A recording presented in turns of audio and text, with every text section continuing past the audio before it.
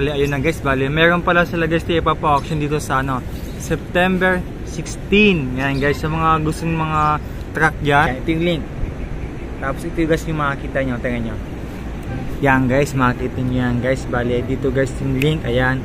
Bali, click itong truck auction. Ayan, pag-click nyo yan guys, ayan, lalabas na yung mga available unit na ipapa-auction dito sa September 16 truck auction. Ayan, oh, kita nyo yun guys, oh, ayan, complete detail yan guys, ayan. Tapos kung saan last registration, tapos kung ano mga problema yan guys. Bale, visit lang kayo guys dito sa ano, sa HM Auto Auction Axie Compound para sa mga unit na gusto nyo makita.